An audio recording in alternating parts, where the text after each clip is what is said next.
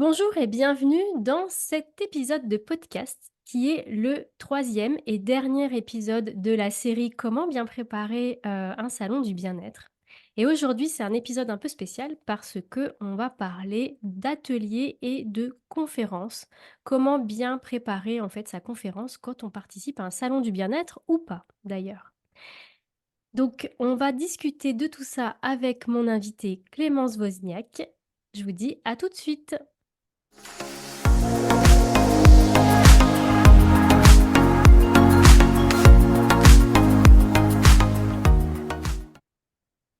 Bonjour Clémence, Bonjour. tu vas bien? Oui, super et toi? Super. Dis-moi ma belle Clémence, est-ce que tu peux te représenter cette fois-ci pour ce tout dernier épisode? Pour les personnes, qui découvriraient ce dernier épisode et qui n'auraient pas entendu les 2 premiers. Ça marche avec plaisir. Du coup, moi, je suis, graphiste et consultante en communication depuis 8 ans, et ça va faire, environ 4 ans que j'accompagne les entrepreneurs du bien-être pour mieux communiquer, sur leur activité et pour créer plus d'impact et de connexion avec leur clientèle cible. Et ça passe par, 2 compétences principales. Donc soit je vais proposer du conseil en communication, où on va faire, des ateliers en individuel pour que je puisse, les aider à travailler sur, leurs problématiques du moment en rapport avec la communication. Ou sinon ça va être des accompagnements graphiques où on va créer ensemble, une identité visuelle, puis des supports de communication imprimés ou digitaux, pour pouvoir, rayonner, pleinement et pouvoir mettre en avant ses compétences. Voilà, et en parallèle, ça fait depuis, mars que je suis, certifiée en tant que praticienne énergétique. Voilà. Super, super. Et du coup, tu travailles dans toute la France? Tu es basée où? Tu as un Ouais. bureau? Alors je suis, basée dans les Yvelines, dans le 78, mais je travaille avec des personnes, donc généralement tout se fait à distance. Mmh. Donc je travaille avec des personnes qui sont partout, en France, parfois même à l'étranger, ça peut arriver. Et puis parfois quand je travaille avec, des clients, clientes qui sont à côté de chez moi et ben, on se voit aussi en vrai. Donc Trop bien. c'est assez varié. Super. Bah, écoute, moi, je vais me présenter aussi pour, les personnes, qui, me connaissent pas encore. Donc moi, je suis, l'hôte de ce podcast, Intuitive Podcast. Je suis Romy Souza. Je suis business coach holistique pour les entrepreneuses intuitives. Je suis aussi ce qu'on appelle thérapeute de l'âme. Je suis formatrice, conférencière, youtubeuse et podcasteuse. Et pour me présenter un petit peu plus pour parler un petit peu plus de moi, en fait, moi, j'ai toujours baigné dans le milieu de la spiritualité depuis toute petite. En fait, j'avais déjà des capacités, extrasensorielles, petites, sauf qu'en fait, je savais pas que c'était ça. J'ai fait toutes mes études dans le milieu du web. J'ai travaillé pour un service marketing d'une grande entreprise de vente de chaussures en ligne pendant des années en tant que web designer et UI designer. Ouh là là, c'est trop vieux, je m'en souviens même plus. C'était dans mon autre vie, tu sais. Jadis. C'est ça. Donc c'est pour ça qu'avec Clémence, voilà, on a un petit peu des points communs, par rapport à notre parcours. Et puis, et bien, après mon premier burn-out, j'ai décidé de me reconvertir en tant que sophrologue et praticienne en hypnose à l'époque. Et depuis, j'ai beaucoup, beaucoup cheminé. Aujourd'hui, j'ai relié un petit peu tous ces chemins.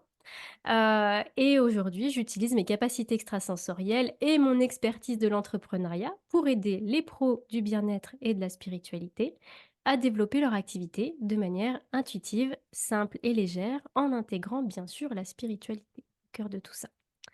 Donc moi, j'ai créé ma propre méthode qui s'appelle Business et Spiritualité. Donc c'est un accompagnement complet de 3 mois en groupe qui est destiné surtout aux femmes thérapeutes et accompagnantes du bien-être et de l'invisible et qui allie les stratégies business comme le marketing, la communication alignée, les coachings pro et au niveau de l'état d'esprit, ce qu'on appelle le mindset et surtout, mon gros, point différenciant, c'est les soins énergétiques de libération qui sont puissants et ça sert en fait à lever les blocages qui pourraient empêcher, ces, professionnels du bien-être de vivre pleinement de leur activité. Voilà. Donc là, on va aller travailler sur tout ce qui est un peu, vie antérieure. Ça peut être aussi des croyances limitantes, mais voilà, des choses un peu subtiles, on va dire. Mmh. Alors aujourd'hui, Clémence, bah, je suis ravie, de te retrouver pour ce tout dernier épisode. Donc pour info, l'épisode 2 se trouve sur le podcast qui s'appelle Sunrise, donc le podcast de Clémence.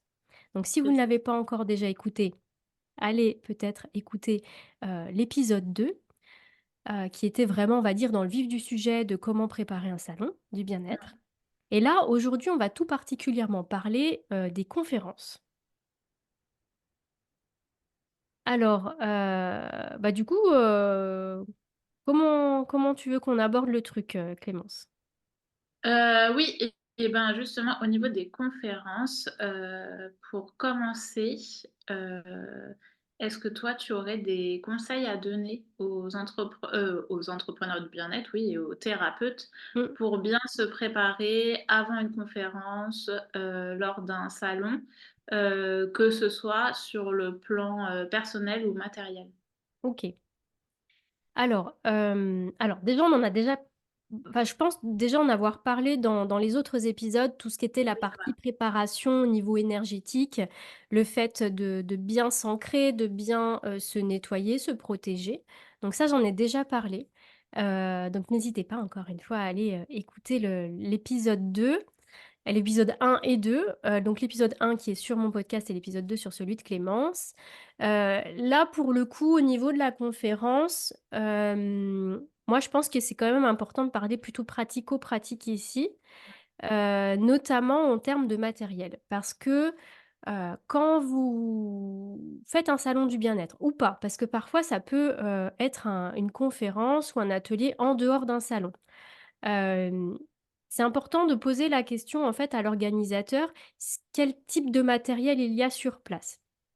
Parce que parfois, en fait, il y a pas forcément de matériel, c'est une salle vide ou enfin une salle avec des chaises, mais il y a pas forcément de vidéoprojecteur, ce genre de choses. Donc c'est bien aussi de se préparer à l'avance, de savoir, bah, de quel matériel vous avez besoin. Donc, si vous avez une présentation à faire, ça peut être, un ordinateur, des prises. Moi, je suis la Miss prise. Je cherche les prises électriques partout dans une pièce quand je fais un salon. Donc, oui, bah, évidemment, avoir l'ordinateur soit avec la charge à fond, de la batterie ou soit quand même qu'il y ait des prises à côté. Savoir, voilà, si vous avez besoin de câbles, un micro peut-être, si c'est une très grande salle. Et qu'il y a beaucoup de participants qui vont venir vous écouter, bah, c'est vrai que parfois sur les salons, c'est des lieux quand c'est assez bruyant, donc c'est bien d'avoir un micro. Après quand c'est des petites salles annexes et qu'on est à taille humaine, bon là, c'est pas forcément, une obligation. Bien demander à l'organisateur si vous avez besoin par exemple d'internet, est-ce qu'il y a du wifi? Et cetera, ce genre de choses. Et puis c'est surtout venir un peu à l'avance pour faire des tests. Pour, brancher si vous avez une présentation à montrer sur le rétroprojecteur, hem, bah, faire des tests avant. Parce que, surtout sur les personnes qui ont des Mac, par exemple, bah, c'est compliqué parce que parfois il y a pas les adaptateurs et puis ça Oui, marche pas. Enfin, là je parle vraiment, en connaissance de cause. Ça m'est déjà arrivé, voilà, de préparer une conférence, d'avoir une super présentation et le jour J, bah, impossible, de faire fonctionner, le rétro, parce qu'il y avait pas les adaptateurs donc du coup, bah, j'ai dû improviser. Donc ça peut être aussi une source de stress pour vous, donc vraiment essayer de préparer au niveau du matériel. Ce qui est important aussi, ça va être de préparer la salle. Donc, généralement, les organisateurs s'en occupent. Après, si vous arrivez en début de journée ou si avant vous, il y a eu un atelier où les chaises étaient mises d'une certaine manière, bah, essayez de venir un petit peu à l'avance pour préparer la salle, mettre les chaises, correctement, voilà. Si vous avez des communications visuelles aussi à apporter, mais je pense que ça, toi, tu en parleras plus tout à l'heure, mmh. Clémence. Et puis c'est surtout, bien préparer le contenu de votre événement, heu, en termes de sujet, j'entends. Donc là, c'est important de bien réfléchir à votre sujet parce que finalement cette conférence, c'est vraiment la vitrine de votre activité. Donc le sujet que vous allez choisir, il est important. Donc un sujet qui intéresse les gens et qui répond vraiment à un besoin, à une problématique, voilà. Un sujet qui donne envie. Et j'ai même envie de dire en termes de alors voilà, Clémence commence à me connaître, mais en termes de dénomination du titre, du nom de l'atelier ou de la conférence, il faut que ce soit compréhensible par tous. N'oubliez Mmh. pas, qu'il y a des gens, c'est des néophytes, ils connaissent pas, il faut que ça leur donne envie de découvrir. Donc un sujet qui réponde à des besoins, qui intéresse les gens, mais aussi pas avec des mots trop perchés, même si, pour vous ça résonne, peut-être que ça parlera pas avec tout le monde. Voilà. Donc déjà, je pense que ça, en termes de pour bien préparer déjà en amont, hein, l'atelier, donc ça, c'est pas le jour même, hein, bien sûr, mais ça, c'est vraiment en amont à réfléchir à la thématique, c'est important. D'accord. Hem, Et justement, qu'est-ce que tu recommandes, de mettre en avant, pour parler de son atelier ou de sa mmh. conférence?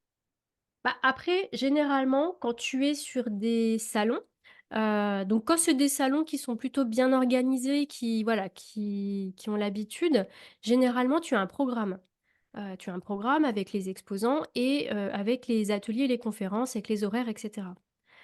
Donc ça, c'est important aussi de bien réfléchir à qu'est-ce que tu vas noter. Enfin, c'est pas toi qui vas le noter, c'est toi qui vas transmettre ces informations à l'organisateur, mais qu'est-ce que tu as envie de transmettre, parce qu'en finalement, des fois, tu as 2 lignes, donc c'est compliqué d'expliquer tout ce que tu fais. Donc l'idée, pour moi ici, ce qui est le plus important, c'est mettre, bah, ton nom, ton prénom et ou le nom de ton entreprise, si tu as Mmh. une entreprise qui a un nom particulier. Mais c'est quand même important pour moi de si tu as un nom d'entreprise particulier, de quand même rajouter ton nom et ton prénom à toi. Parce que D'accord. quelque part, c'est ta marque personnelle. Oui, Donc, c'est vrai. je sais pas ce que toi tu en penses, mais pour moi ça c'est important, parce qu'on va retenir la personne, pas forcément le nom de l'entreprise. Oui, oui, c'est vrai. Bah, soit nom, prénom si, c'est comme ça Oui, voilà. qu'on trouve, sur internet, sur les réseaux sociaux ou effectivement, peut-être le nom de l'entreprise plus si, on a Mmh, vraiment un nom spécifique ouais, d'entreprise et que notre nom et prénom n'est pas trop mis en avant. Parce c'est que c'est ça. vrai que du coup, si les gens cherchent sur internet, bah, faut qu'ils puissent nous retrouver facilement. Mmh.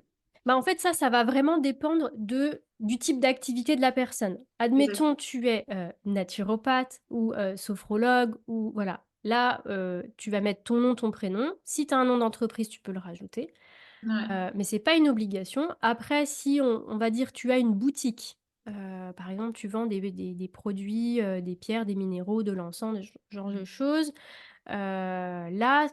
Là oui, c'est quand même bien de mettre le nom de la boutique parce que les gens, quand ils vont taper dans Google le nom de la boutique, ils vont retourner enfin, ils vont tomber sur ton site ou sur ta fiche Google My Business. Donc en Mmh. fait, il faut quand même penser à ça pour que les gens puissent vous retrouver. Donc ça, c'est important. Nom, prénom, nom de l'entreprise, fonction de l'activité. Hem, Si possible, si vous avez la place, de le mettre, c'est, bah, voilà, d'expliquer votre métier et ce que vous faites et à qui vous vous adressez. Ça, c'est important. Et surtout, bah, le titre de la conférence, parce que c'est le titre de la conférence qui va tout faire en fait, qui va intéresser les gens et qui vont, se décider à venir. Et parfois, alors quand on est dans des petits salons, on va dire de campagne où voilà, il y a une conférence à chaque horaire, mais parfois, sur des grands salons, il y a des conférences en même temps que d'autres personnes. Donc on peut pas parler ici de concurrence parce que vous êtes tous différents, vous avez tous des activités différentes, mais parfois on peut être intéressé, par plusieurs conférences en même temps. Donc c'est vrai que c'est important d'avoir un titre de conférence ou d'atelier qui soit clair et qui donne envie. Donc ça, c'est important. Donc encore une fois ici, heu il faut que ça transmette un besoin, une envie, que ça intéresse les gens et pas des mots trop nébuleux, trop spirituels, trop perchés, trop voilà. Parce que encore une fois, la conférence, en fait, vous la faites pour les autres, pour faire découvrir votre activité et pas pour vous-même, en fait. Même si ça fait Mmh. très plaisir de transmettre. Et justement, Heu tu conseillerais de parler de quoi durant une conférence ou quel genre de thème on peut aborder pour toucher le maximum de personnes, puisque du coup, Il faut peut-être trouver quand même un sujet spécifique, mais il faut en même temps que ça puisse parler, au Ouais. maximum de personnes parce que si c'est peut-être trop, trop spécifique, peut-être ça parlera pas à tout le monde. Du coup, Alors oui, toi, qu'est-ce oui que et tu non. conseilles justement?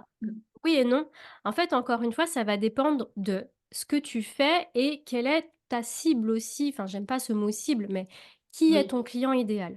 Parce que, tu vois, je vais prendre l'exemple, d'une doula, tu vois? La doula, elle va accompagner, des parents, elle va accompagner, à la grossesse naturelle, elle va accompagner à plein de choses. Hem Donc elle, forcément, son cœur de cible, comme on peut dire en termes de marketing, il est très précis. Donc elle va pas faire une conférence pour parler à tout le monde, tu vois? Mmh. C'est Donc vrai. c'est quand même important que vous restiez, dans votre thématique. Par exemple, si tu es, sophrologue, spécialisée en sommeil, bon, bah, là, tu peux très bien faire, tu vois, une conférence, «Comment mieux dormir grâce à la sophrologie», par exemple. Parce qu'il y a quand même beaucoup de monde qui ont des problématiques de sommeil. C'est vrai. Ouais. Donc, encore une fois, c'est jongler entre une thématique assez générique qui peut intéresser un maximum de personnes, mais tout en restant quand même dans votre client idéal. Parce que le but d'une conférence, c'est vous faire découvrir, gagner en visibilité, gagner en crédibilité, en notoriété, OK. Mais c'est quand même le cœur du sujet, c'est quand même que ça va vous attirer des clients à vous, Oui. dans un second temps. Donc il faut quand même que ce soit des clients qui, bah, qui soient vos clients de cœur, tu vois? Mmh. Donc si par exemple vous avez une thématique comme, bah, je prends la sophro parce qu'évidemment je viens de la sophro encore. Il faut que j'arrête de prendre cet exemple, faut que j'en trouve d'autres parce que vas-y donne-moi un autre exemple Clémence parce qu'on va sortir de la sophro. Une naturopathe? Ouais, une naturopathe. Bah, ça peut être par exemple une naturopathe qui est spécialisée, dans tout ce qui va être, hormonal, tu sais? Mmh. Par exemple, des femmes qui vont avoir un SPM, très désagréable, des symptômes, tu vois, de l'acné, ce genre de choses, OK? Bah, en fait, elle va si c'est son cœur de spécialisation, si ces Mmh. femmes, en fait, qui ont des problèmes au niveau, hormonal. C'est son cœur de cible, c'est ses clients de cœur. Bah, elle va pas parler peut-être de, la naturopathie pour gagner en vitalité. Tu vois? Quelque Oui, chose de trop générique. Quand c'est oui, trop générique aussi, c'est un peu fourre-tout et ça intéresse pas les gens. c'est vrai, c'est Donc vrai. restez quand même sur quelque chose qui intéresse un maximum de monde, donc pas être trop, trop niché non plus, mais qui quand même parle à votre audience, quoi, Mmh. et pas celle du voisin. Je pense que j'ai répondu à ta question du coup, Clémence? Oui, Ouais? OK. oui, oui, complètement. Heu, Ah oui, aussi ce que je voulais ajouter par rapport à ça, parce que tu me demandais un petit peu enfin, qu'est-ce qu'on pouvait, faire, dans les conférences. Aussi n'hésitez pas en fait à être créatif, en termes de contenu.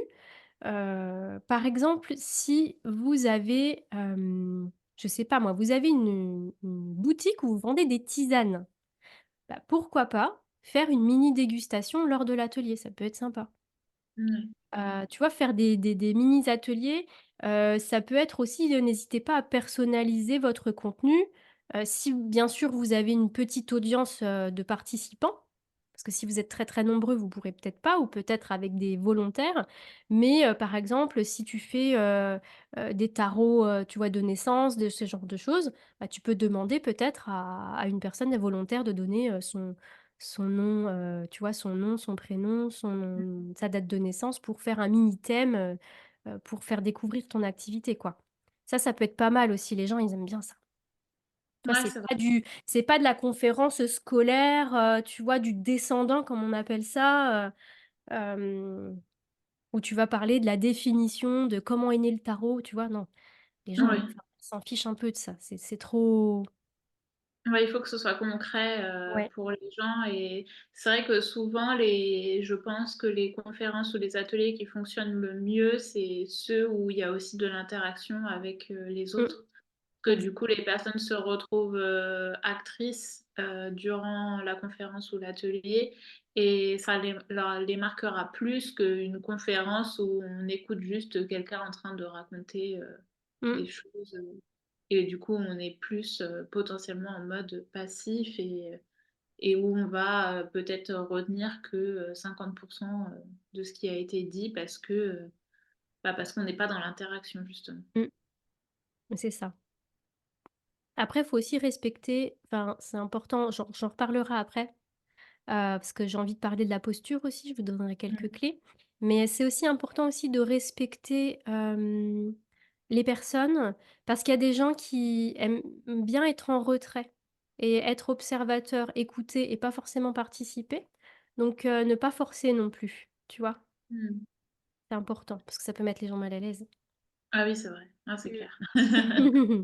Ah oui, moi personnellement, c'est ma hantise, le truc où, Mmh. d'un coup tous les regards se braquent sur toi et on Ouais. te Puis pose, les gens des se questions. retournent sur toi Ouais, à c'est la ça. conférence. Laissez-moi tranquille. La lumière qui s'allume pile sur toi, tu sais? Ouais. Hem, du coup, peut-être qu'on peut parler un petit peu, de communication. Comment, communiquer sur une conférence ou un atelier avant l'événement, Mmh. à ton avis? Alors, Oui, même s'il s'agit d'un salon ou pas, du coup? Si c'est un ouais. salon ou si c'est une conférence, hors salon, par exemple, organisée par une association, tu vois? Ce genre de choses.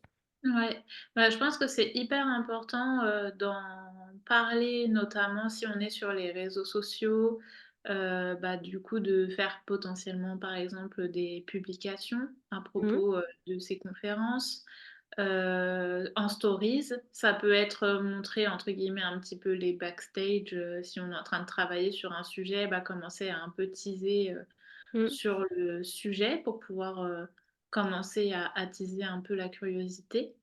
Et ensuite, surtout, évidemment, en parler plusieurs fois pour, justement donner envie aux gens peut-être de se déplacer parce que peut-être que des personnes pourraient se dire, sur le moment: «Ah non, un salon, j'ai pas forcément envie» et puis s'ils voient qu'il y a un atelier, une conférence qui leur plaît, peut-être que ça pourrait leur donner envie, de se déplacer. Donc ça, je pense que ça Mmh. peut être une bonne façon déjà de mettre en avant, ce type d'événement. Après, si on veut aller plus loin, on peut également, pourquoi pas, faire des sortes de petites, pubs, sponsorisées sur les réseaux sociaux, si on a un petit peu de budget à allouer, que Mmh. c'est un sujet qui nous tient à cœur, que c'est peut-être un sujet, qui est, important, sur lequel on n'a pas l'habitude de communiquer et qu'on sait que ça peut, intéresser, pas mal de personnes. Ça peut être une bonne idée aussi, je pense.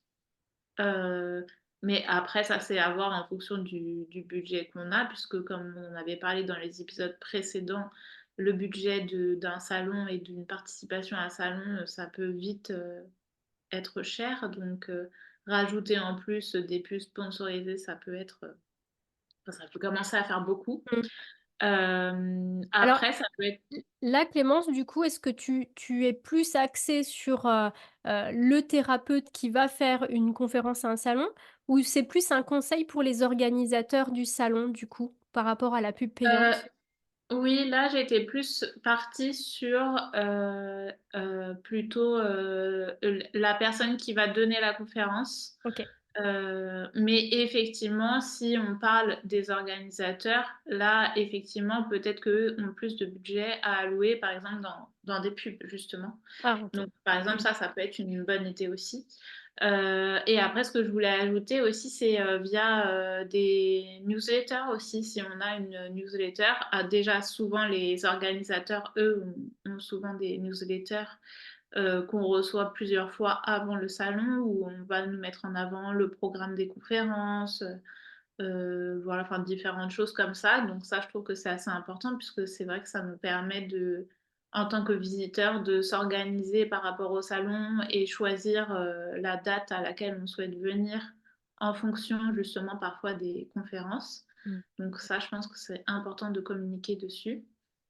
Et après, quand c'est nous qui donnons la conférence, si on a déjà une newsletter, Ou, à l'inverse, même si on n'a pas de grands enfin voilà, qu'on n'utilise pas un outil de newsletter, on peut envoyer un mail à des personnes de notre entourage, à des clients, Mmh. en fonction effectivement de notre cible, pour pouvoir leur dire: «Bah, écoutez, je propose, une conférence ou un atelier sur telle thématique, si vous souhaitez y participer, n'hésitez pas à me rejoindre à tel salon, telle date» et cetera.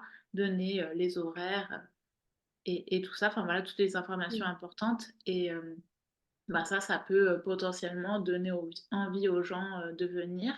Après, ça, j'avoue que je ne suis pas sûre, mais par exemple, moi, ayant déjà participé à des ateliers qui sont pas forcément dans le cadre de salons, mais tu sais, il y a des plateformes, d'événements comme Mmh. Eventbrite ou ce genre de Ouais. choses. Je sais pas si quand on fait partie d'un salon, on a le droit de communiquer sur ces ateliers ou ces conférences sur ce type de plateforme, mais par exemple, ça peut être une bonne idée aussi, pour, pouvoir toucher Mmh. d'autres personnes, Ouais. par exemple aussi.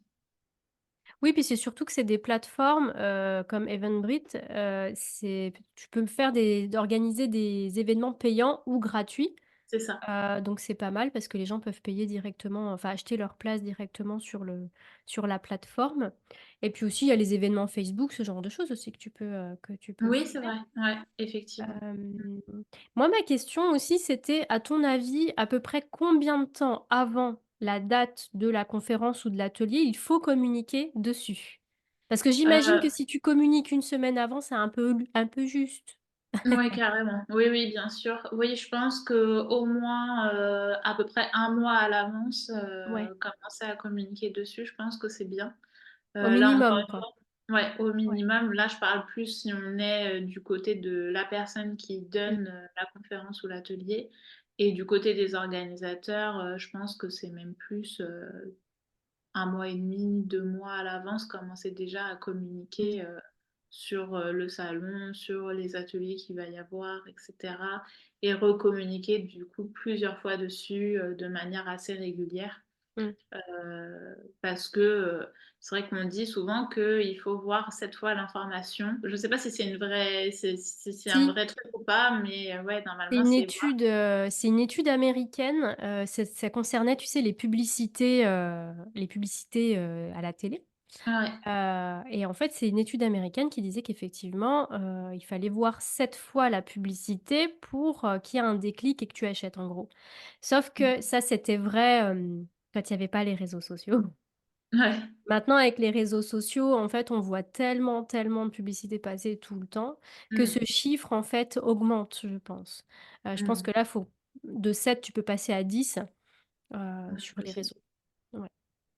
Mais oui, plus en fait, plus les personnes vont voir l'information et plus ça va s'imprimer dans leur Mmh. tête parce qu'elles peuvent le voir une première fois, se dire: «Ah, ça a l'air intéressant, je vais peut-être regarder ça plus tard». Mmh. Et puis passer à autre chose. Parce qu'en fait, il faut se dire que les personnes qui sont sur les réseaux sociaux, elles ne sont pas toujours hyper concentrées, en fait. Souvent, elles Non. sont en train de faire autre chose, elles sont dans la rue, elles sont dans les transports, potentiellement, en fait, elles peuvent être interrompues dans ce qu'elles sont en train de faire, donc elles ont pas une concentration, hyper Mmh. élevée sur ce qu'elles sont en train de faire et donc bah, c'est sûr que plus l'information va être mise en avant et plus ça va s'imprimer dans le cerveau et plus la personne va peut-être se dire: «Ah mais tiens, mais en fait, ça a l'air super intéressant, je vais peut-être venir». Donc Mmh. voilà, c'est une petite aparté, mais je pense que c'est important de le dire parce que ça explique aussi le pourquoi il faut communiquer, à mon avis, Mmh. assez en avance, sur, bah, les ateliers, les conférences, ce genre de choses. Oui, puis n'oubliez pas aussi que là, on parle de salon du bien-être, donc ce sont souvent aussi des personnes qui sont pas non plus, alors je vais pas dire que toutes les personnes dans le milieu du bien-être ne sont pas connectées parce que c'est pas vrai, mais c'est peut-être des personnes qui ont tendance à être, comment dire? Disciplinées au niveau des réseaux, à peut-être aller, 1 fois par jour ou même moins sur les réseaux sociaux. Enfin, je sais pas ce que tu en penses, mais mais moi je connais, plein de personnes, dans le milieu du bien-être qui sont sur les réseaux sociaux, par rapport à leur activité parce qu'entre guillemets «il le faut», Mmh. mais qui c'est pas des gros consommateurs de réseaux sociaux. Oui, oui, oui, Donc clairement. donc ça veut pas dire qu'il faut pas y aller, sur les réseaux, mais en tout cas, peut-être qu'il faut répéter suffisamment parce que les personnes risquent de louper l'info parce qu'elles sont pas tous les jours, connectées, sur les réseaux. C'est pas des community managers qui passent leur journée sur les réseaux parce que c'est leur métier, en fait, donc Oui. c'est Oui, oui, important. tu as raison et d'où le fait aussi de communiquer d'autres façons, comme, Ouais. par mail ou ce genre de choses, Mmh. pour pouvoir toucher les personnes de différentes façons aussi. Ouais. J'aimerais bien qu'on aille du coup, parce que là on a parlé un petit peu du avant, les conférences, un petit peu comment préparer, comment communiquer. Là sur pendant la conférence, en tout cas pendant le salon, pendant l'événement, donc là c'est plutôt par rapport aux organisateurs, sur le salon du bien-être. À ton avis, comment, ils doivent communiquer sur les conférences, les ateliers lors du salon bien-être? Comment en fait ils vont les annoncer, bah, pour avoir du monde justement? Ouais, bah, ça, c'est une très bonne question parce que c'est hyper important de bien communiquer aussi sur place sur, les événements qui peuvent avoir lieu, durant la journée. Je pense que ce qui est important déjà, c'est de mettre en place une signalétique à plusieurs endroits clés du Mmh. salon. Bah, par exemple, ça peut être, quand on rentre dans le salon, déjà voir, s'il y a une ou plusieurs entrées, bah, du coup, mettre, au point clé, d'entrée du salon. Par exemple, c'est vrai que dans des gros salons, bah, souvent on va voir des personnes qui distribuent, par exemple, un petit prospectus avec Mmh. écrit, les quels sont les ateliers, du jour, ce genre de choses. Mmh. Mais Parfois même avec des si plans aussi, ouais. oui, exactement, ouais, Mmh. avec des plans aussi. Donc c'est vrai que quand c'est des grands ateliers, enfin des grands salons, ça c'est très important et même quand c'est des plus petits salons, bah, toujours avoir une personne un peu qui accueille pour, quand tu rentres, je trouve que c'est toujours, une bonne chose et Mmh. effectivement comme ça, elle peut déjà commencer à donner des informations importantes, et je pense que ça peut être une bonne idée.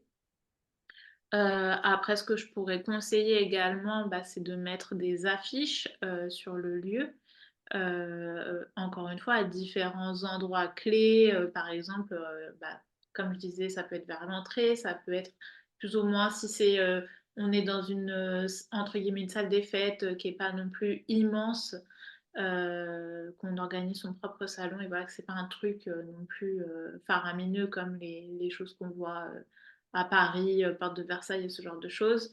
Mais déjà mettre des affiches à différents endroits pour pouvoir dire qu'il va y avoir, des ateliers ou des conférences.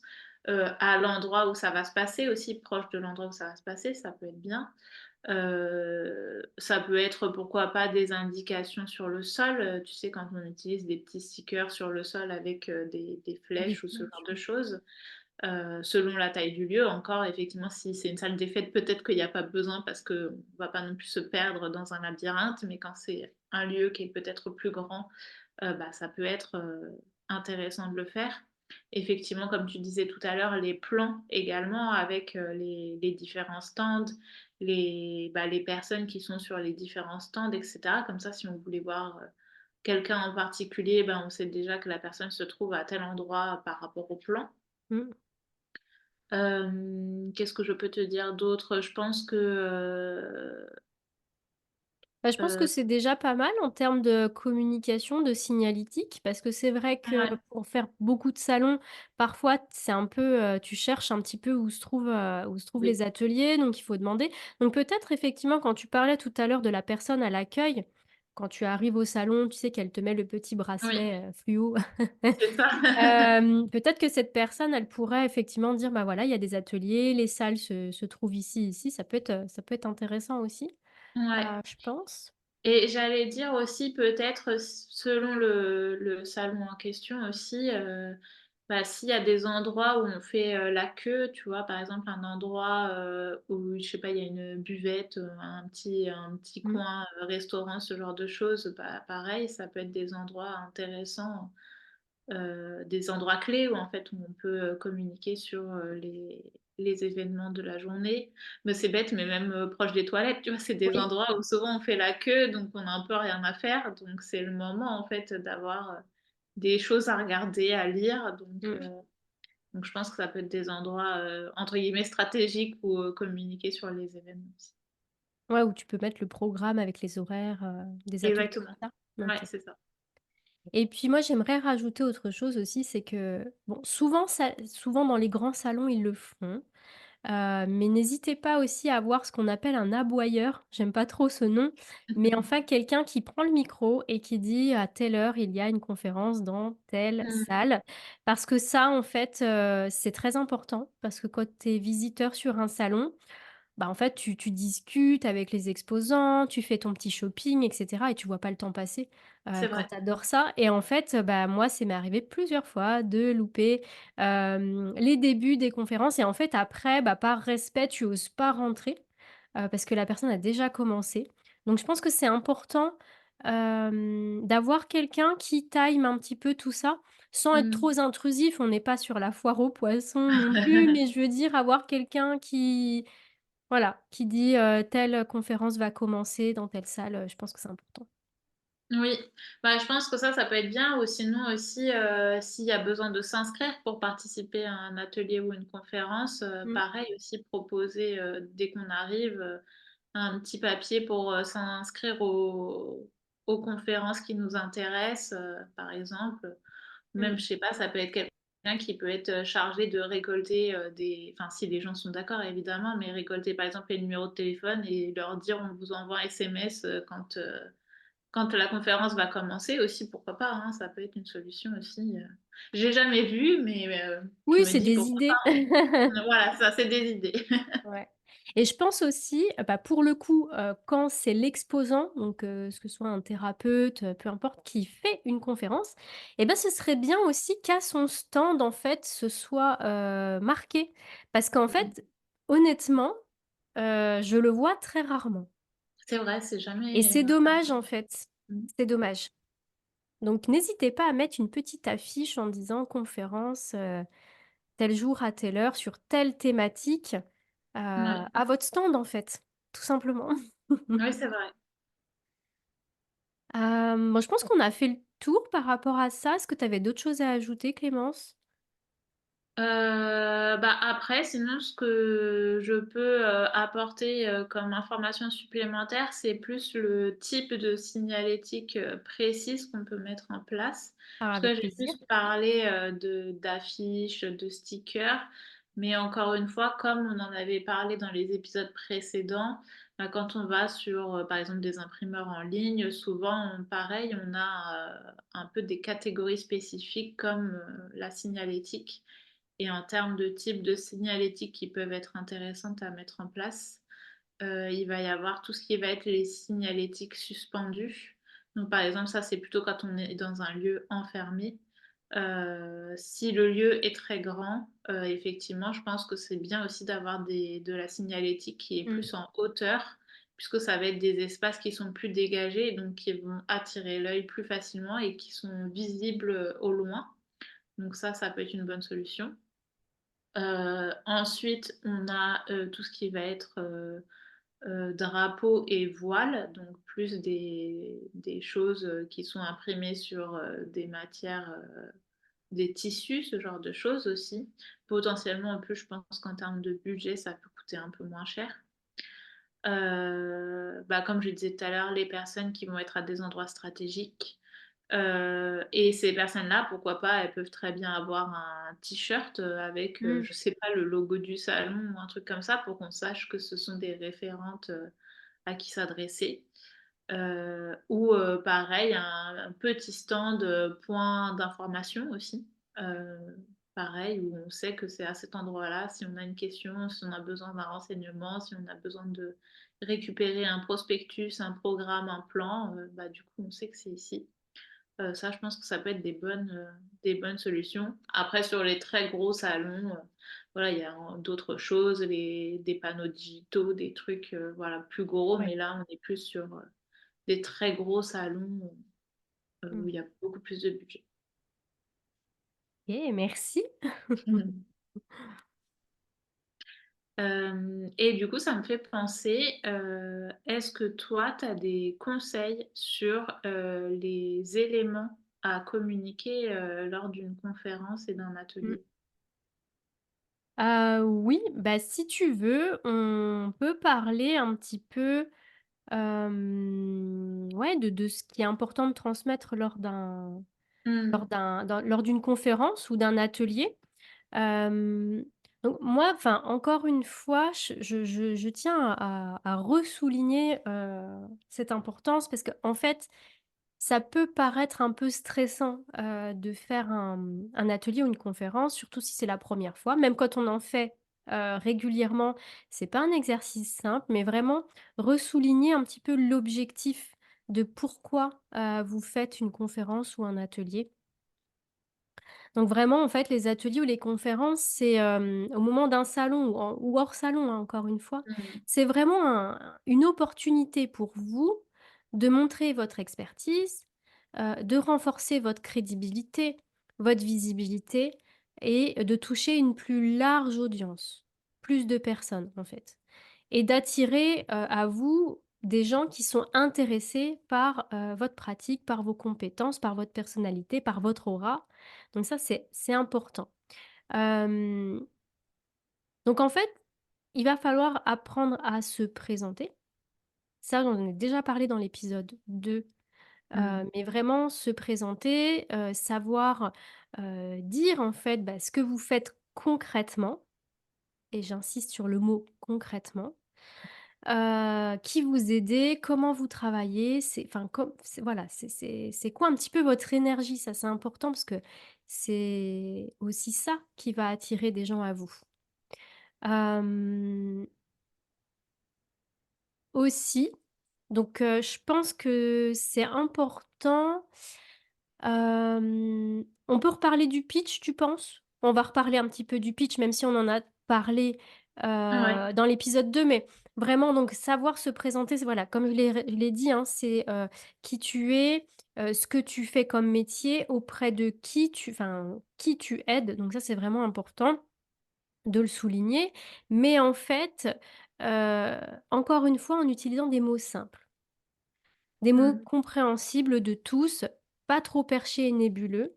Même si vous êtes très perché, c'est pas un Mmh. souci. Mais encore une fois, en fait, il faut que les personnes qui ne connaissent pas votre, milieu, votre univers, puissent comprendre ce que vous leur pouvez leur apporter.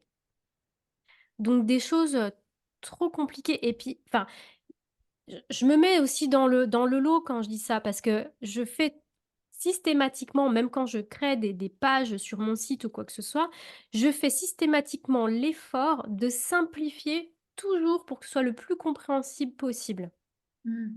Même si, tu vois, moi, mes clientes de cœur, ce sont, des thérapeutes et globalement, ce sont des gens, voilà, qui sont plutôt éveillés et cetera.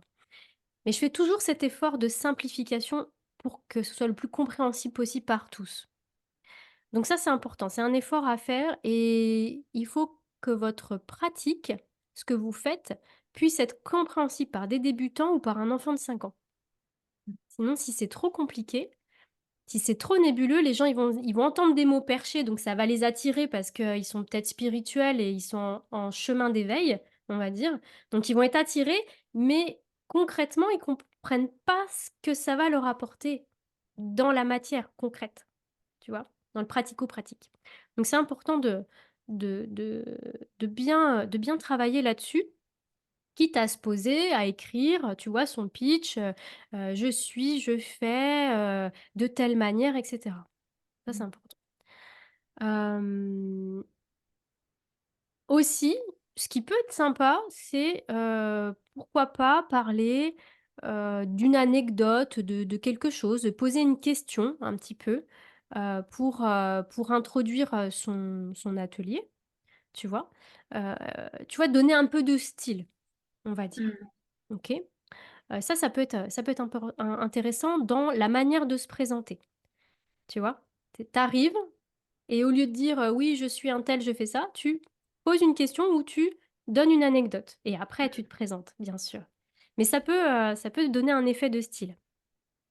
Hem, voilà, après donc au niveau des éléments à communiquer, bon, je pense que tu en parleras, mais effectivement, si vous avez des supports de communication, pensez à les, apporter avec vous. Mmh. Soit les distribuer sur les chaises, enfin voilà. Ça, c'est important aussi que les personnes repartent avec quelque chose. Ouais. Parce que sinon après on risque de vite oublier, donc c'est important. Les éléments que vous pouvez, donner, bon, votre nom, ce que vous faites, ça on en a déjà parlé, c'est aussi de comment vous contacter. Ouais. Est-ce qu'on vous contacte par téléphone? Est-ce qu'on vous contacte via votre site? Est-ce qu'on vous contacte par email, sur les réseaux sociaux et cetera? C'est quoi votre, point d'entrée de contact? Comment les gens peuvent rentrer en contact avec vous? Et pas forcément aujourd'hui, le jour du salon ou de l'atelier, parce que si vous êtes très, très nombreux, ça va dissuader des gens. Les gens vont pas faire la queue pour venir prendre un rendez-vous forcément aujourd'hui. Peut-être qu'il y a des gens qui ont besoin de maturer, de se rep voilà, de poser un petit peu les choses pour savoir est-ce que j'ai vraiment envie ou est-ce que j'ai le budget? Enfin voilà, plein de questions qui vont faire que les gens vont pas forcément prendre rendez-vous avec vous le jour J. Donc communiquez votre point d'entrée. C'est quoi? Mmh. Donc si c'est un numéro de téléphone, c'est vous aussi comment ça vous arrange d'être contacté, tu vois? Donc est-ce que c'est plutôt, par SMS? Faut le dire en fait, tout simplement lors de la conférence. Si c'est par SMS, et si vous avez un paperboard, écrivez votre numéro de téléphone, Mmh. tu vois? C'est aussi simple que ça. Donc vraiment, comment on peut vous contacter? Et ensuite, si vous avez une activité en cabinet ou en présentiel, ça c'est important de dire. Que vous travaillez que en présentiel, par exemple. C'est important de le noter, parce qu'il y a peut-être des gens qui viennent de loin, et que, du coup, ils vont peut-être pas vouloir ou pas pouvoir, se déplacer comme ils veulent pour venir vous découvrir. Dire où est-ce que se situe votre cabinet, donner des indications, en fait. Ou alors, si vous travaillez à distance ou en mode hybride, présentiel et distanciel, le dire en fait. Comment en fait on peut travailler avec vous? N'ayez pas hésiter parce que ça en fait bien souvent les gens quand, ils font des conférences, en fait ils transmettent un savoir parfois un peu trop générique et puis on s'arrête là. Mais en fait n'oubliez pas quand même que encore une fois, la conférence et l'atelier, c'est votre vitrine aussi. C'est ce qui va vous permettre d'attirer à vous des clients potentiels. Même si on n'est pas là en mode requin et vouloir convertir tout le monde en client. Ce mot, il Bien est sûr. horrible, convertir, moi, c'est Oui. horrible. Euh, T'as l'impression de changer de religion, des fois, c'est convertir. Enfin C'est bref, vrai. c'est rigolo. Mais du coup, ouais, je me perds dans mes bêtises. Clémence, il faut me cadrer. Donc oui, n'oubliez pas pourquoi vous êtes ici aussi et donnez le maximum d'informations aux personnes pour qu'elles puissent, venir à vous le plus facilement possible et en fait, de lever tous les freins et toutes les barrières qui pourraient y avoir, entre, vous et la personne. Oui, Voilà. mais je pense que Et puis pareil, si, là, vous faites une conférence ou un atelier pour promouvoir une offre, mais ça, on en a déjà parlé dans les autres épisodes, mais c'est aussi le moment de parler de votre offre. Par mmh. exemple, si vous avez une formation, une retraite, un atelier en présentiel, quoi que ce soit, avec une offre spéciale salon ou pas, c'est le moment d'en parler. Parce que les gens, peuvent pas deviner, en fait. Donc Oui, je suis d'accord avec n'hésitez toi. pas. Sans forcer, juste dire, voilà, j'ai une formation qui arrive, à telle date, voilà, à tel endroit, qu'est-ce qu'on va y faire? Qu'est-ce que ça va vous apporter? Toujours parler aussi des bénéfices que peut vous apporter cette formation, cet atelier.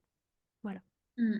Hem, Ouais, je pense que c'est des super, conseils parce que, tu vois, je reprends, une anecdote dont j'ai déjà parlé dans les épisodes précédents, mais il y a quelques mois, j'avais participé à un salon en tant que visiteuse qui était, on va dire un salon plutôt petit. Donc c'était dans une salle des fêtes, donc voilà, il y avait une dizaine de thérapeutes avec, des pratiques différentes et moi j'avais participé à un atelier de découverte de constellation familiale.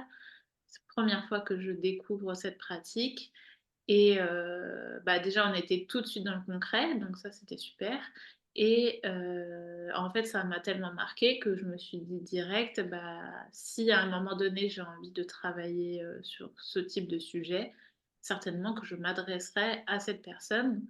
Donc je l'avais ajoutée sur les réseaux sociaux. Elle avait, distribué un flyer, peut-être à la fin de l'atelier, mais en tout cas, je sais parce que hier, j'étais en train de faire du rangement, je suis retombée sur son flyer et puis, finalement, là, il y a quelques jours, finalement, j'ai pas fait constellation familiale, elle fait d'autres choses, mais au final, en tout cas, je l'ai contactée et du coup, je me suis tournée vers elle, pour faire, une séance de kinésiologie et hem et du coup, ça prouve que, bah, finalement, cet atelier, il était, il y a plus de 6 mois et bah, le temps que je me dise: «Ah bah, tiens, j'aimerais bien prendre un rendez-vous», ça a pris quand même 6 mois, à se faire donc ça prouve vraiment que chacun, Mmh.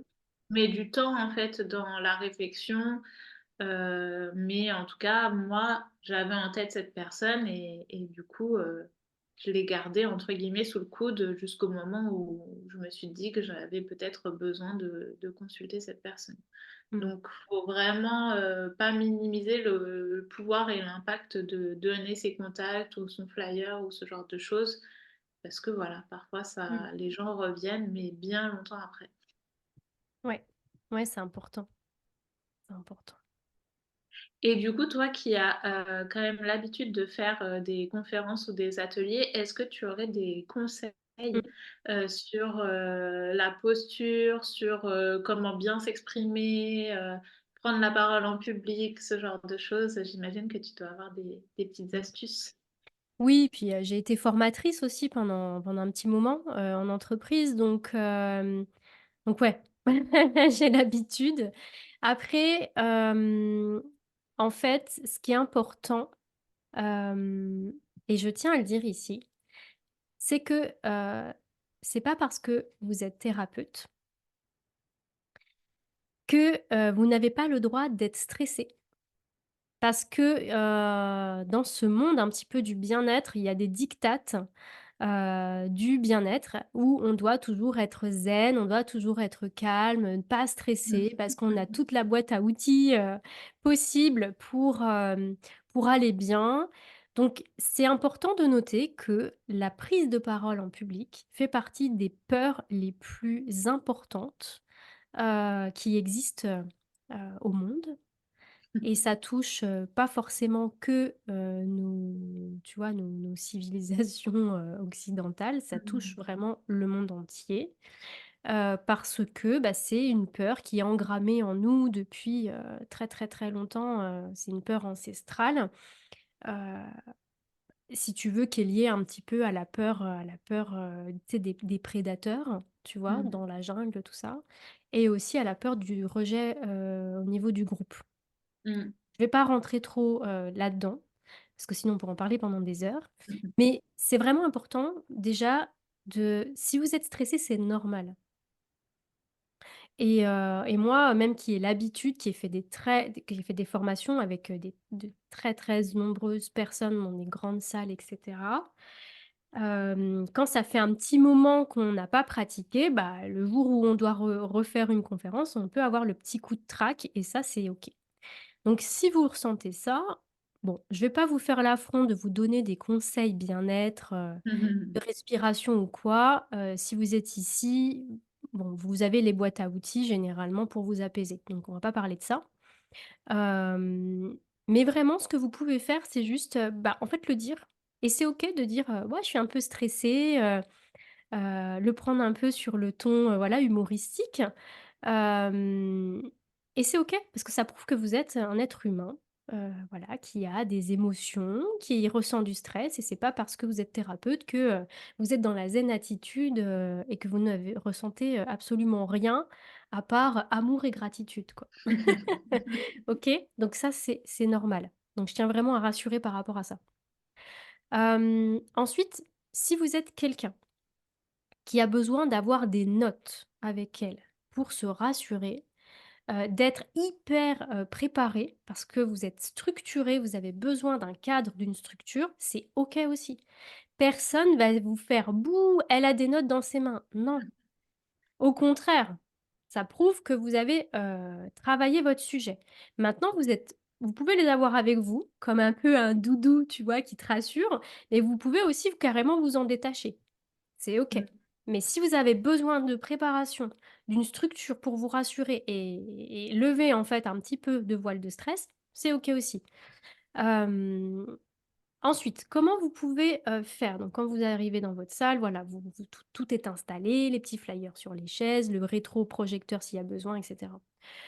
Vous arrivez, donc soit comme je vous ai dit tout à l'heure, vous pouvez commencer par une question, une anecdote, marrante, pour changer un petit peu, ou soit vous pouvez faire une présentation plus classique en vous présentation, «Je suis telle personne, voilà ce que je fais» et cetera.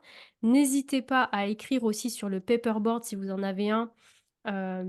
Bah, votre nom, vo enfin qui vous êtes, vos contacts, vous pouvez faire ça aussi à l'avance. Parce que les gens aujourd'hui utilisent beaucoup leur téléphone, donc ils peuvent prendre en photo le paperboard, comme ça ils ont les infos. Donc ça peut être intéressant aussi. Et quand vous arrivez en fait, bah, ça va être expliquer l'objectif de l'événement, l'objectif de la conférence ou de l'atelier. Vous présentez bien sûr et expliquer que, vous allez traiter les questions à la fin. Après ça, c'est vous en termes d'organisation, mais en fait, si vous n'avez pas trop l'habitude de faire des conférences ou des ateliers, je vous invite à, alors sauf si c'est vraiment un point bloquant pour un atelier, parce que voilà, les ateliers, vous avez peut-être besoin de donner plus d'informations sur comment ça va se dérouler. Mais n'hésitez pas en fait à dire que vous allez traiter les questions à la fin, parce qu'en fait, s'il y a des gens qui sont un peu bavards, ça risque de vous plomber entre guillemets votre présentation, votre conférence, parce que vous avez certainement un temps donné, il y a des gens derrière qui doivent passer après vous et s'il y a des gens qui sont trop bavards, bah, parfois vous pouvez, vous sentir un petit peu pressé par le temps et pas avoir pu transmettre tout ce que vous vouliez. Donc n'hésitez Mmh. pas, voilà, à poser le cadre, en fait, de la conférence ou de l'atelier, dans un premier temps. Une fois que le cadre est posé, encore une fois, n'hésitez pas à utiliser des supports si vous en avez et si vous en avez besoin. Parce que c'est pas enfin, ça sert à rien d'utiliser, des supports si vous n'en avez pas besoin.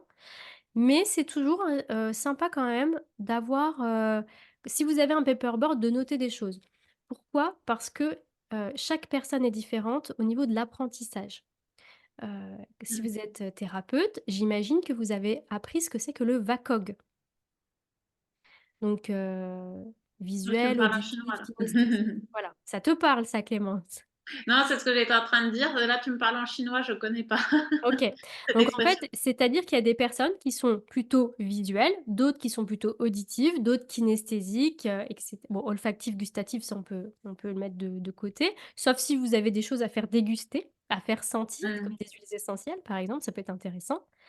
Mais n'hésitez pas, en fait, quand vous faites une présentation, à noter des choses peut-être sur un paperboard. Parce que des personnes sont visuelles et vont Mmh. retenir plus facilement les informations quand elles vont les lire, quand elles vont les voir. Et ça, Mmh. c'est aussi, intéressant quand tu fais une formation, quand tu crées une formation, par exemple, d'avoir des supports parce que tout le monde n'apprend pas de la même façon. Il y a des Mmh. gens, c'est juste en écoutant, d'autres, avec la vue, d'autres, ils ont besoin de faire les choses. Donc quand ils sont kinesthésiques, ils ont besoin de toucher, ils ont besoin de faire, de manipuler des choses pour pouvoir apprendre. Bon, on va pas trop rentrer dans le sujet, mais n'hésitez pas à utiliser des supports et pas juste votre voix. Parce que les gens ne retiennent pas, tous de la même façon. On est tous uniques et Mmh. différents. En termes de posture, donc, heu idéalement, si vous pouvez, soyez debout et pas assis, sauf si c'est un atelier et qu'on est plus dans un cercle de discussion et cetera. Mais si c'est une conférence, il vaut mieux que vous soyez plutôt debout, c'est quand même mieux et habiter l'espace. Alors si tu as des questions Clémence, n'hésite pas parce que peut-être que moi aussi là, je vais être un petit peu dans mon syndrome de l'expert et que, tu vois, je risque de voilà. Mais quand j'appelle habiter l'espace, c'est-à-dire n'hésitez pas à bouger, à vous déplacer dans la salle. Si vous avez un, support visuel comme une projection, sur un projecteur par exemple, vous pouvez aussi, vous circuler, aller en fond de salle, revenir, pour, voilà, pour animer un petit peu. Mais en fait, tout est une question d'équilibre. Si vous bougez trop, vous allez faire le mal Oui, de mer à vos participants. Donc ouais, c'est n'hésitez clair. pas à vous déplacer, faire une pause. puis vous redéplacer, et cetera. Mais pas non plus, faire des allers-retours comme ça parce que vous allez donner le mal de mer aux personnes, Ouais. OK? Puis j'imagine si on reste, debout, et Statique? qu'on ne bouge pas, voilà, qu'on est Ouais. statique, du coup, par contre, il faut être bien ancré, éviter peut-être se balancer un peu d'avant en arrière. Oui, Tu sais, des fois, il y a des gens qui ont un peu des petits tics, ouais. de stress. Bah, ça, c'est ce qu'on appelle, des gestes il y a des gestes auto-centrés, qui, sont là pour te rassurer. Donc effectivement, le balancement ou si, tu vois, tu prends un stylo et tu es tout le temps en train d'avoir un stylo dans les mains comme ça, ce genre de choses. Ça, c'est des gestes, auto-centrés, mais bon, après ça, on s'en fout, on n'est pas non plus là pour être des experts de Bien de sûr. la de la Mmh. prise de parole en public. Mais effectivement, ce sont des petits gestes qui font que qui te rassure, c'est un peu comme voilà, tu as un stylo dans la main, c'est un peu te ton doudou, quoi, tu vois? Mmh. Donc mais c'est OK. Mais si vous avez besoin de ça au début, faites-le, il y a pas de problème. Vous pouvez aussi utiliser vos mains, pour parler, pour ponctuer, en fait, un petit peu votre discours, Mmh. tu vois? Mais après, il faut que ce soit naturel aussi. Oui, si Enfin, de faut base pas on que n'est ce pas du soit genre forcé. à s'exprimer avec les mains, on va peut-être pas Mmh. s'amuser à agiter les mains dans tous les sens. Non, non, non, non. Surtout le sourire, c'est important. Puisque c'est communicatif, bah, vous êtes quand même, voilà, un professionnel, vous voulez attirer des gens à vous, donc faut quand même que vous soyez plutôt, dans une posture ouverte avec le sourire. Quand je dis une posture ouverte, tu vois, ça va être bah, là, enfin, pour ceux qui verront la vidéo, vous aurez la vidéo, ceux qui auront que le son auront que le son, mais dans une posture ouverte, tu sais, ça va être ouvrir les mains, tu vois, avoir une posture, enfin, pas les bras croisés, par exemple, tu Ouais, vois? Si tu es là en train de faire ta conférence avec les bras croisés comme ça, bah, c'est ouais. pas une c'est une pos c'est ce qu'on appelle une posture fermée, ça donne pas très envie. Donc une Oui, puis posture penser plutôt peut-être en début de à conférence, ouvrir les voilà, s'ouvrir, épaules, se voilà, redresser. Si on a tendance à avoir un peu être recroquevillé sur soi, mmh, du coup, essayer de penser à se remettre droit avant de commencer, comme ça, on est dans une bonne posture, dès le départ, exactement, j'imagine. exactement. Ce qui peut être aussi intéressant ici, j'en ai pas forcément trop parlé, mais aussi c'est être dans une tenue, dans laquelle vous vous sentez bien, dans laquelle vous êtes à l'aise, pas étriqué et puis dans une tenue qui vous donne confiance en vous, dans laquelle vous vous sentez beau, vous vous sentez belle. C'est important, au niveau de la confiance. Parce que si Ouais. vous mettez quelque chose, vous êtes pas à l'aise dedans, ou vous avez l'impression d'être déguisé, ou enfin ça va pas aller. Enfin vraiment, ça va pas aller. Ensuite, on va parler un petit peu de la voix. Au niveau de la voix, donc l'intonation de la voix, c'est important. Les silences sont importants. Alors les silences, vous pouvez les utiliser, comme là je suis en train de le faire, pour ponctuer des propos. Plus vous allez mettre des moments de pause, des moments de silence, ça va en fait accentuer le propos que vous avez dit juste avant. Donc c'est important, d'utiliser ces moments de respiration et surtout aussi bien respirer. N'essayez pas de parler trop vite et de vous asphyxier et «Ah, je reprends ma respiration». Non, respirez normalement, OK? C'est important. Si vous êtes un petit peu stressé, prenez une petite bouteille d'eau, prenez un verre d'eau pour, la gorge sèche parce que en fait, quand on parle en public, on a tendance à parler à un ton plus haut. Forcer peut-être un peu sur la gorge quand on n'a pas l'habitude et c'est bien d'avoir une petite bouteille d'eau pour s'hydrater. Surtout si on est un peu stressé, on a tendance à avoir la gorge sèche et puis là on peut plus, on a du mal à déglutir et puis on bafouille, donc la petite bouteille d'eau, c'est pareil, si vous avez la petite bouteille d'eau dans votre main, on ne vous en voudra pas. Donc toujours pour parler de la voix, parler suffisamment fort. Pas trop non plus pour pas vous casser la voix. Si possible, si vous avez un micro, c'est bien, mais parlez suffisamment fort. N'oubliez pas qu'il y a des personnes qui ont des handicaps et des handicaps qui ne se voient pas, notamment au niveau de l'audition. Moi, j'ai ma mère, elle est sourde d'une oreille, donc ben, c'est comme ça, hein, c'est depuis petite et du coup, elle n'entend pas très, très bien. Donc n'hésitez pas à parler assez fort pour que tout le monde puisse vous entendre. c'est important. Sans crier non plus, mais voilà. Hem, Quand vous parlez de votre sujet, c'est important de regarder tout le monde pour créer une connexion avec les personnes. Mais attention, je vous donne beaucoup de tips. Mmh. Vous allez peut-être pas pouvoir tous les mettre en place à la première fois, mais en tout cas, je vous donne tout ce que je peux vous donner. Donc regardez tout le monde, mais attention, pas trop longtemps. Parce que regarder quelqu'un dans les yeux que vous ne connaissez pas longtemps, ça peut mettre la personne mal à l'aise. Et je préfère le dire parce que ça m'est arrivé il y a pas longtemps. J'étais donc, j'assistais à une conférence et en fait, on n'était pas très, très nombreux dans la salle et j'étais donc avec ma maman et la personne, donc qui devait être intuitive, je pense, n'arrêtait pas de nous regarder, mais que nous. Et à un moment, je me suis sentie mal à l'aise, je regardais ailleurs, je me dis: «Beh, c'est bon, arrête de nous regarder». Parce qu'en fait, ça me mettait pas mal à l'aise qu'elle me regardait, mais qu'elle nous regardait nous et pas les autres, tu vois? Mmh. Donc c'est important de créer une connexion, de regarder dans les yeux, mais de regarder un petit peu tout le monde. Devant, à l'arrière, sur les côtés, mais pas tout le temps fixé sur les mêmes personnes. Surtout Mmh. si vous avez des personnes que vous connaissez dans la salle et que vous avez tendance, bah, à rester fixé sur les personnes que vous connaissez un peu pour vous rassurer peut-être. Regardez un petit peu tout le monde. Comme ça, tout le monde se sent, inclus et vous pouvez connecter, avec les personnes. Attention aussi aux tics de langage, si possible. C'est pas évident, mais les Mmh. E, A, les enfin bref, c'est ch Moi, c'est ah, du ouais, coup. du coup. Bon après, c'est pas très grave en soi.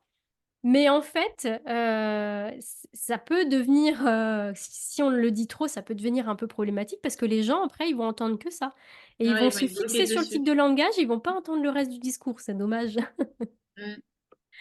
Mmh. Alors ce qui marche aussi, ce qui marche bien, c'est interagir avec les personnes. Et leur poser des questions. Plutôt des questions fermées que vous pouvez répondre soit par oui, soit par non, ou alors: «Est-ce que vous êtes concerné par, telle problématique?» ou «Est-ce qu'il vous est déjà arrivé, ci ou ça?» Voilà, et les personnes peuvent répondre à main levée. Donc ça fonctionne super bien, mais encore une fois, c'est une question d'équilibre. Si vous faites ça tout le long, les gens, bah, ils vont être agacés. Ça va un peu les saouler et au bout d'un moment, ils vont plus répondre à vos questions. Donc vous pouvez le faire, quelques fois, mais pas non plus, tout le temps, parce que ça peut faire vite interrogatoire aussi. Donc toujours une question d'équilibre. Qu'est-ce que je peux vous dire d'autre? Après en termes de contenu, dans ce que vous pouvez transmettre, n'hésitez pas à parler, de votre expérience, de votre histoire, raconter des anecdotes avec vos clients, bien sûr, tout en gardant la confidentialité aussi, c'est important. Vous pouvez raconter les transformations avant, après de votre client, avant, après les avoir, accompagnés. Voilà. Qu'est-ce que je peux dire d'autre? Et puis, bah, surtout ce qui est important, c'est de rester soi-même. Mmh. Restez authentique, restez vous-même. J'ai envie de dire, si en cabinet, vous faites des blagues, si vous dites des gros mots, parce que oui, les thérapeutes et dans le monde du bien-être, il y a des gens qui disent des gros mots, et oui. Eh bien, si c'est fait partie de votre personnalité, bah, restez vous-même, en fait. Si vous faites des blagues ou vous dites des gros mots, bah, n'essayez pas, en fait, d'avoir un langage hyper soutenu parce que les gens, ils veulent du vrai, ils veulent pas du fake. Donc restez vous-même, en fait. C'est ce qui va aussi faire de vous, faire de votre personnalité. Ça va pas faire de vous quelqu'un, un thérapeute moins bien, moins efficace. C'est important de rester soi-même. Voilà, c'est ce que je pouvais dire.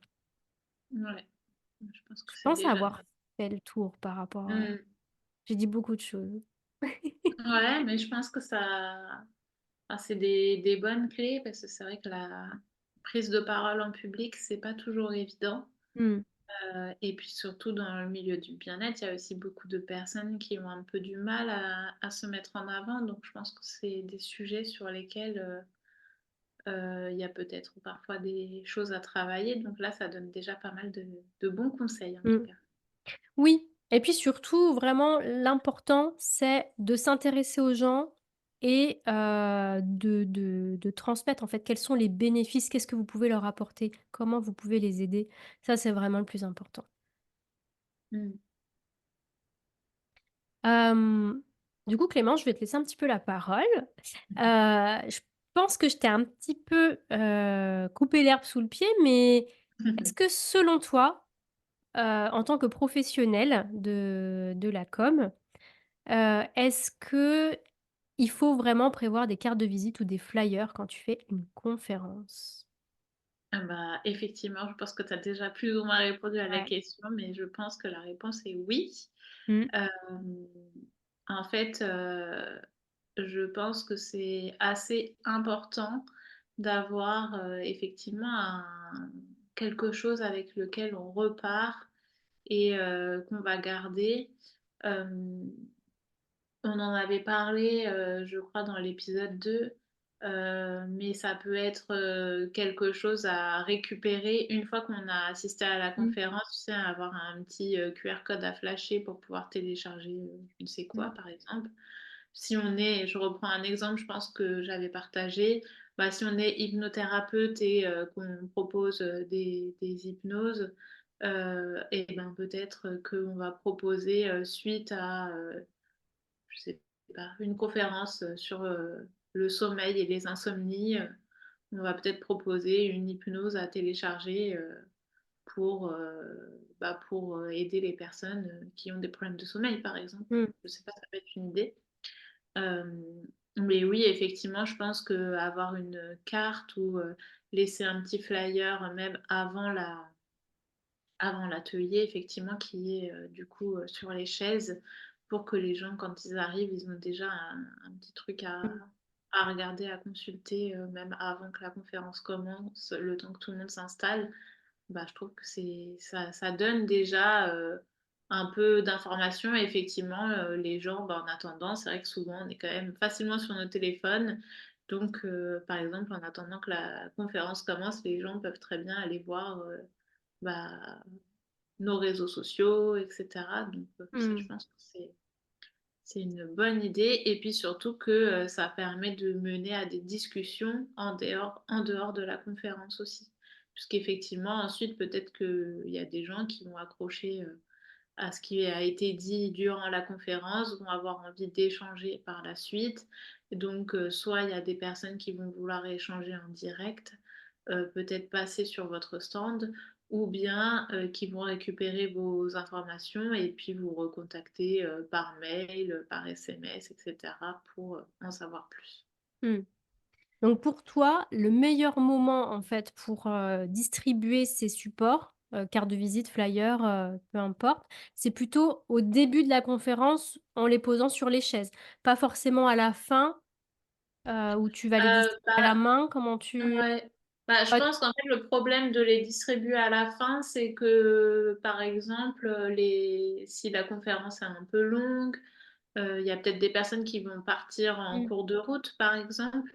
Donc, je pense que les distribuer, au tout début, soit, les avoir déjà mis sur les chaises ou soit les distribuer, je sais pas, par exemple, selon comment c'est fait, par rapport à l'emplacement de la conférence, bah, que les personnes rentrent et que nous, on puisse dire bonjour à chaque personne qui rentre et du coup lui donner, même en main propre, par exemple, ouais, pourquoi pas si c'est possible. Ça, je pense que c'est plus faisable dans un tout petit salon où il y aura pas énormément de monde. C'est sûr que s'il y a, 50, 60 ou plus, de personnes, là, ça va être plus compliqué. ouais, ça Heu dépend de la configuration, en fait. Exactement, ouais. Mais je pense oui, quand c'est des petits groupes, ça peut être une bonne façon de s'introduire et puis en plus comme ça, on accueille les gens, on est avec le sourire, on donne directement quelque chose en main propre. Je trouve que ça permet déjà une première connexion avec, les personnes qui vont assister à l'atelier. Super, merci. Et du coup, maintenant qu'on a parlé du avant et pendant les conférences, est-ce que toi, tu as des conseils sur, le après? Qu'est-ce qu'on peut Mmh. faire juste après une conférence? Bah, je pense que On en a déjà un petit peu parlé. Je pense que oui, enfin, déjà en fin de conférence, prévoyez quand même toujours un petit temps pour répondre aux questions et puis je pense que ces questions, elles sont précieuses aussi à récolter, hem, pour vous, pour votre activité, pour, la compréhension de ce que vous dites, enfin ça peut donner des précieux éléments, peut-être aussi pour vos communications sur les réseaux. Enfin, je sais pas, je pense que ça Oui. peut être bien. Hem, je sais pas si je l'ai dit ou peut-être que je radote, je me rappelle plus, mais n'hésitez pas aussi si vous êtes accompagné de votre conjoint, conjointe, vos enfants ou peu importe, quelqu'un qui peut, vous prendre en photo ou vous filmer pendant la conférence. Oui, Alors pas super pour vous idée. mettre la pression, mais pour mais pour en fait avoir de la matière après peut-être pour poser sur vos réseaux. Enfin, qu'est-ce que tu en penses, Clémence, par rapport à ça? Oui, oui, je trouve que c'est une très bonne idée puisque ça permet aussi de recommuniquer dessus, même une fois que c'est passé. Je pense que c'est une très bonne Ouais. idée. Ouais. Ouais, puis ça montre aussi, votre crédibilité. Mmh. Surtout sur les réseaux où ça reste quand même un monde, virtuel. C'est bien aussi de montrer un petit peu ce qui se passe dans la vraie vie et si vous faites des conférences, ça peut montrer que vous êtes, effectivement, bah, crédible dans votre posture, de d'accompagnant, d'accompagnante. Et puis en fin de conférence, c'est important également, bah, d'inviter à un passage à l'action. Mmh. Tu en parlais tout à l'heure. Effectivement, ne pas hésiter bah, bon, soit distribuer les flyers, mais aussi proposer aux personnes de laisser leur contact, peut-être avec une fiche contact. Ça peut être aussi, leur parler de votre offre, comme je vous ai dit tout à l'heure. N'hésitez pas, à profiter de l'offre spéciale salon, qui est valable uniquement sur le salon, voilà, pour la durée du salon. Si vous êtes à l'aise de parler de tarifs, bah, voilà, dites, hein, une remise de temps, et cetera, n'hésitez pas. Vous pouvez aussi, quand je dis appel à l'action, c'est, bah, venir à mon stand, pour me rencontrer, pour peut-être tester les produits, ou tester le service. Si vous êtes par exemple réflexologue plantaire, bah, vous pouvez, dire: «Bah, venez, je fais des séances découvertes sur le salon», et cetera. Et puis, c'est toujours mieux que de dire: «Bon, ben, merci de m'avoir écouté, au revoir».